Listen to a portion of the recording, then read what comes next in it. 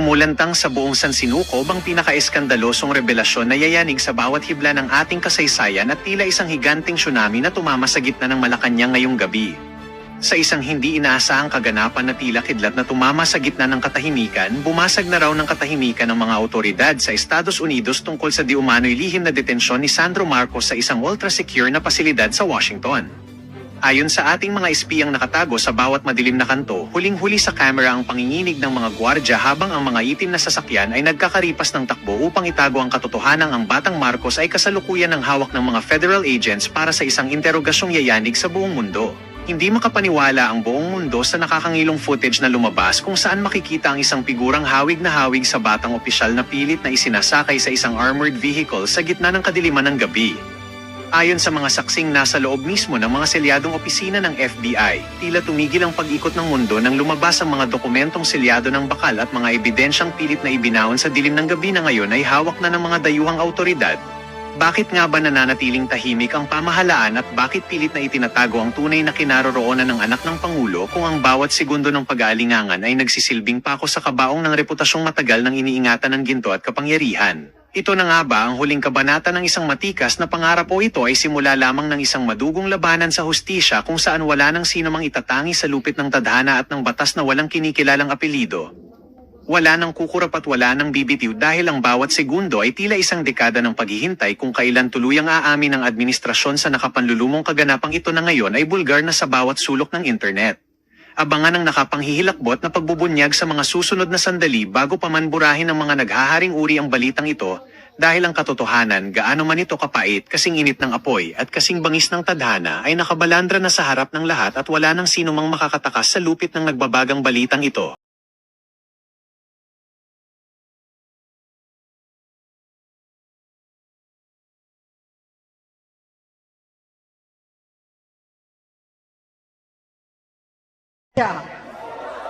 Bilang senador, bilang kapatid, bilang Pilipino. Bata pa lamang kami ni Bongbong. Alam na ng buong pamilya ang problema sa kanya.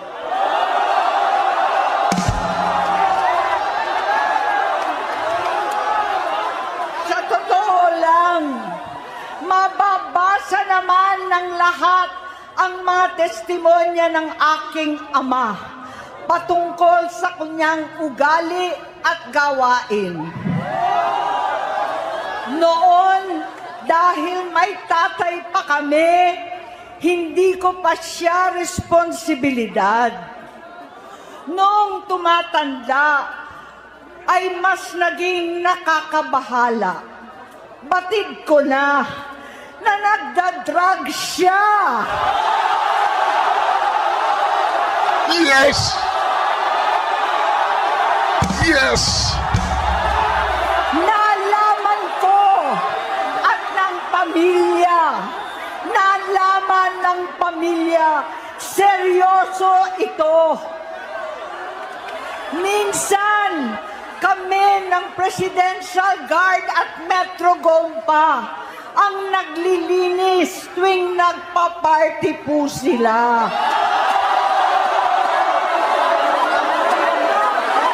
Namuhay kaming magkakapatid sa ibang bansa. Kami-kami lang. Kinumbinsi ko pa si Bongbong. Pakasalan mo na si Lisa. Naisip ko noon, kapag nag-asawa siya, malalagay na sa tahimik at magkakaroon ng direksyon. Lalo po! Lalong na pa. Ang laki ng pagkakamali ko. Yan lalo pang na demonyos. Mas lumala ang kanyang pagkalulong sa droga.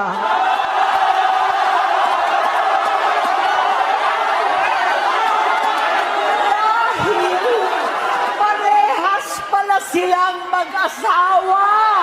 No! Ano ba? Naging gobernador siya ng Ilocos. Alam ng mga tao doon na halos hindi siya pumapasok. Nako? Tuwing kukumprontahin ko siya, ay nagsasabi siyang magbabago na siya, aalisin na niya ang bisyo. Hanggang sa may nagsumbong na naman sa akin na sa paggising pa lang sa umaga, kasabay ng almusal, marijuana pala.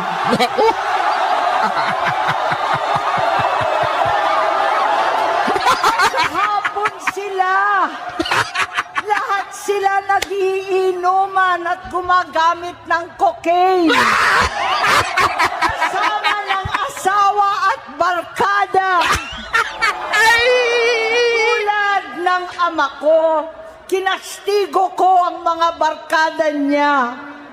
Ang nasirang si Bong Dasa, si Edvi Cruz, Inigo, Tony Boy, Sap Anton, alam po ninyo yan.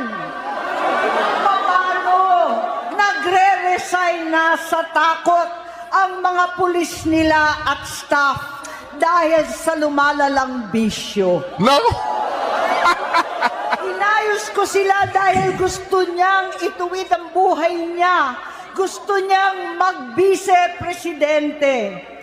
Hindi siya pinalad at lalong nagkaroon ng oras para sa bisyo. Simula noon, naging malabo sa amin ang lahat. Kaysa mag-away, bigla na lamang lumayo ang loob namin sa isa't isa.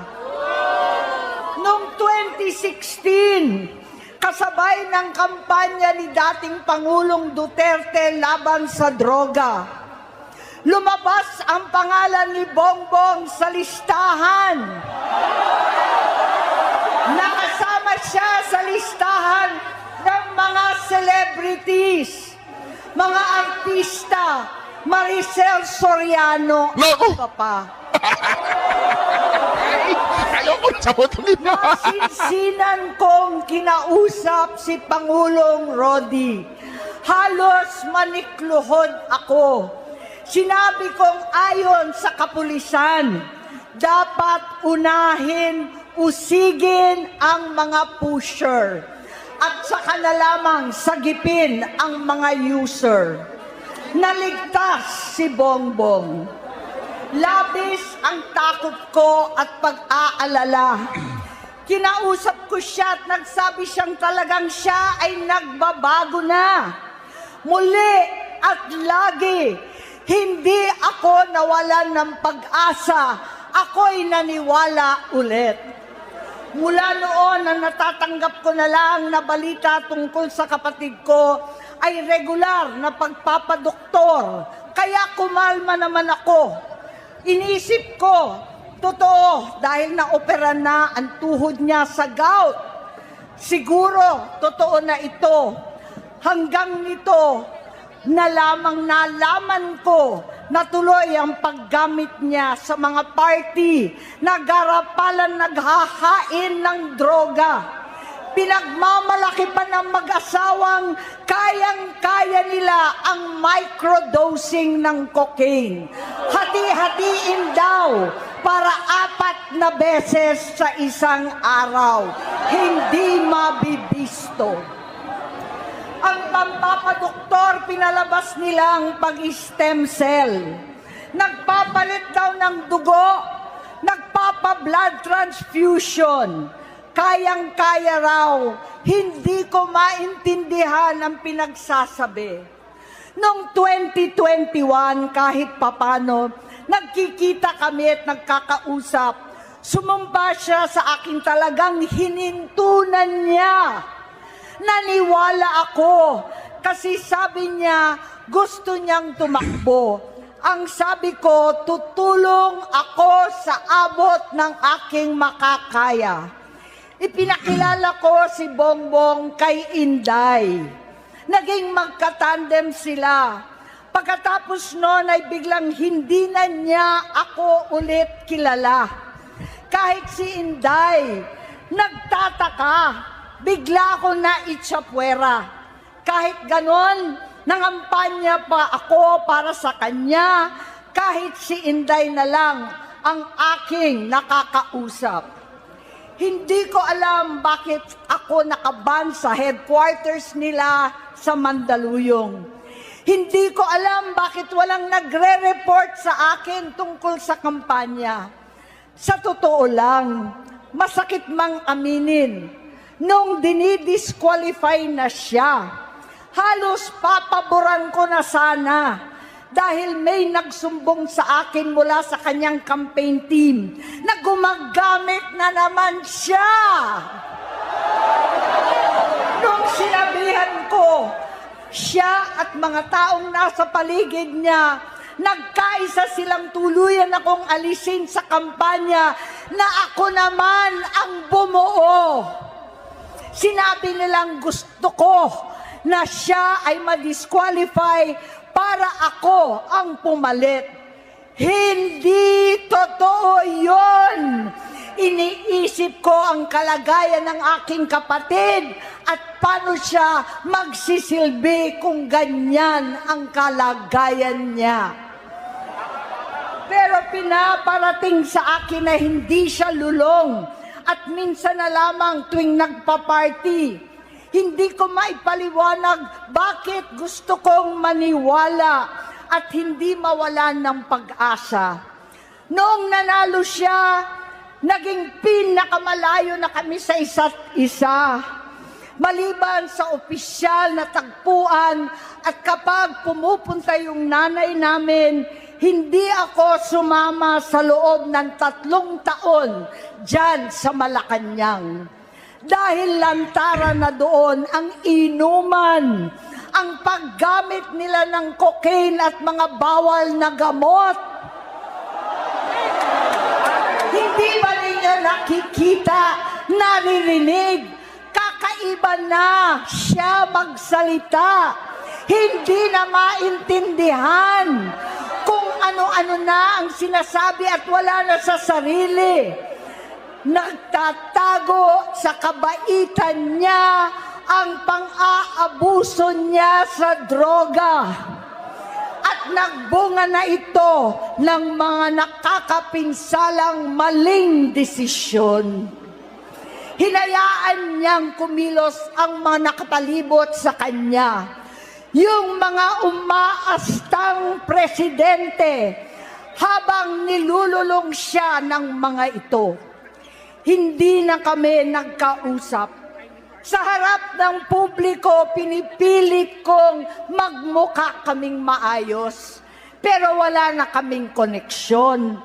Hindi ko hinihiling na maunawaan ninyo ako, lahat kayo. Sa palagay ko, ang makakaunawa lamang sa akin ay ang mga pamilyang may pinagdaanan sa adiksyon, sa inom, sa sugal, sa alak, sa bisyo, higit sa lahat, sa droga. Pag hindi ko siya nakakasama, buong aking loob na ipasok sa institusyon, ipagamot, iparehab ko na yan. Pero tuwing maghaharap kami noon, hindi kaya ng aking kalooban na gawin yon. Tuwing magsasabi siya sa akin na magbabago na siya, hindi ko siya kayang tiisin. Hindi ko kayang ipagkait sa kanyang pagkakataon at pagbabakasakali, umaasa ako at laging nananalangin na sana, oo nga, nagbago na siya. Hanggang dumating ang 2024 at 2025, yung bisyo niya na ang dahilan ng pagbaha ng korupsyon, kawalang direksyon, at maling-maling mga desisyon. Walang accountability, wala nang hustisya. Hindi na niya alam ang nangyayari. Hindi na pinapaalam sa kanya ang mga pangyayari. Sinamantala ng mga ito ang paggamit niya ng droga. Kinangkam na nila ang kaban ng bayan habang ang mga dating tumatawag sa amin ng magnanakaw ay nakakita ng pagkakataon sirain ang lahat. Sige ba, sige ba? Nagamit na nila si Bongbong para sirain si Inday. Itinutulak pa nila si Bongbong at ang bayan sa bangin para umastang tagapagligtas. Mula sa pagtraidor at pagpapahamak kay VP Inday, sa confidential funds na kung tutuusin ang galing naman sa opisina ng Pangulo, hanggang sa pagpadukot sa dating Pangulong Duterte para itapo na lamang sa ibang bansa. Ang kabaitan ni Bongbong ay naging kalupitan. Garapalan ng pagtatakip sa kanya ng mga nasa Congress, sa Senado, mga miyembro ng kabinete. Kitang-kita na ng taong bayan, wala nang puwang ang kahihiyan. Para bang nauulit ang bangungot ng kasaysayan dinamas namin noon. 68 years old po ang tatay ko nung pinatalsik sa pwesto. 68 years old na rin si Bongbong ngayon. Sinasabi namin eh. November 17 din, nung 2021, nung nakumbinsi ko si Inday na magbise kay Bongbong. Naku po, November 17. 18 po, bukas, ang ikatlong araw natin. 9 na taon na nakakaraan, saktong November 18 pa talaga, na pinalibing ni Pangulong Duterte ang tatay ko sa libingan ng mga bayani. Naku po. Halo-halo na ang aking nararamdaman, pero alam kong ito ang dulo at hangganan ng aking pagtitiis at pananahimik. Hindi na tayo mananahimik. Dahil nalaman kong pati ang mga anak niya ay nagdodroga na. Kinasusuklaman ko pa ang pag-alok ng mag-inang si Sandro ng droga ang aking mga anak at iba pang mga kamag-anak.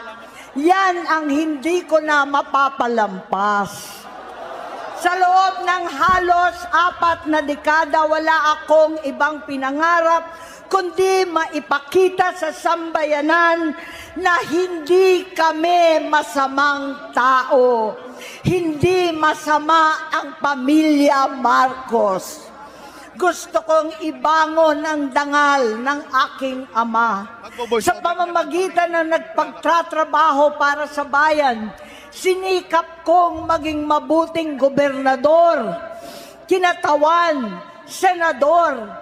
Hindi ako halos nagpapahinga para makapag-iwan sana ng legasiya na kapag sinabing Marcos, nabawi na namin ang tingin sa nakaraan. Ngunit sa kagustuhan kong maging responsableng anak, matupad ang pangako ko sa aking ama, nabigo akong maging mabuting kapatid. Naging mahina ako kay Bongbong. Sa kapulisan at sundalo, sa lahat ng mga leader at tagapagpatupad ng batas, siya ang Pangulo natin ngayon. Sinabi ko kung anong kalagayan niya ngayon. Tulungan niyo akong mapabuti ang kanyang kalagayan. Tulungan niyo akong matulungan siya. Hindi niya ako kalaban. Ang kalaban niya ay ang sarili niya. At nadadamay ang bansa sa laban na yan. Bilang senador at lingkod bayan, batid ko ang mga problema at gaya ng bayan, alam ko rin ano ang solusyon. Sa pagkakawatak-watak, patuloy na pamumulitika, pagnanasa sa kapangyarihan ng mga talunan naman, kaguluhan sa Mindanao, alanganing gyera sa China at Estados Unidos, kawalang pananagutan sa flood control scam, garapalan, takipan, panggigipit sa hindi kaalyado, pagkakanulo sa kapwa Pilipino, pagdakip sa dating Pangulong matanda't may sakit upang ihagis lamang sa bansang dayuhan, pagsadsad ng piso, paglaganap ng gutom, paghihingalo ng ekonomiya, at pagsasawalang bahala sa taong bayan.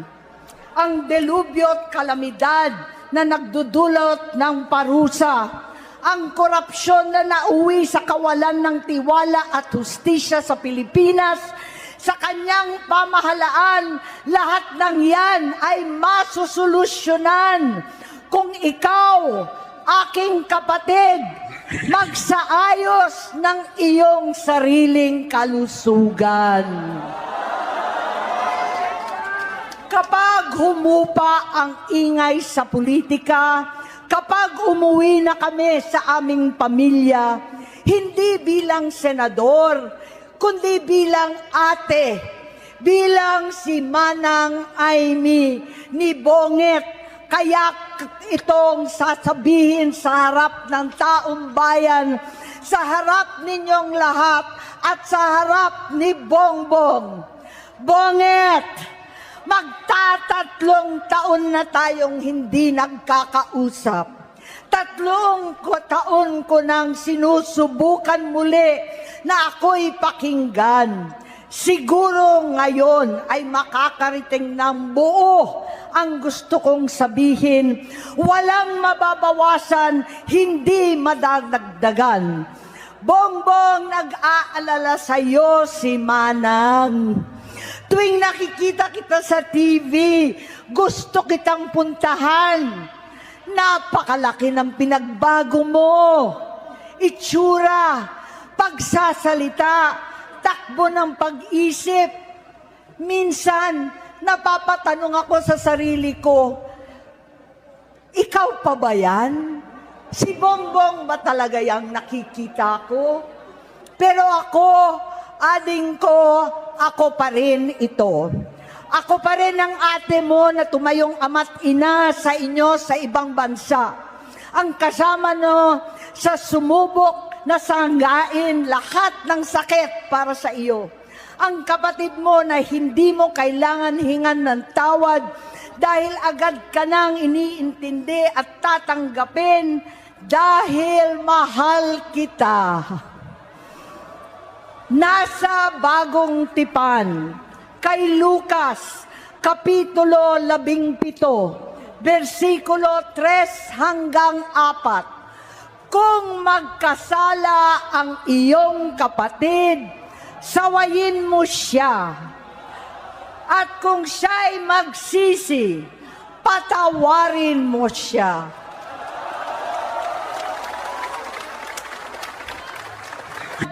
Hindi ko kakayanin kung mapapahamak ka, kaya hinihingi ko na tayo'y umuwi na, mamahinga alang sa iyong kalusugan. Kaya kung mabigo at mawala sa iyo ang posisyon, pero hindi ko kayang mawala ka sa amin. Ayusin mo ang sarili mo. Magpagamot. Alisin ang droga sa iyong sistema. Wala akong ibang gusto kundi gumaling ka, malampasan natin ito muli. Dahil wala akong ibang hinahangad bilang ate, kundi maging masaya ka, maging ligtas sa panganib, malusog, matagumpay sa buhay. Itama ang mali, labanan ang adiksyon, at ako hindi kailanman aalis sa iyong tabi.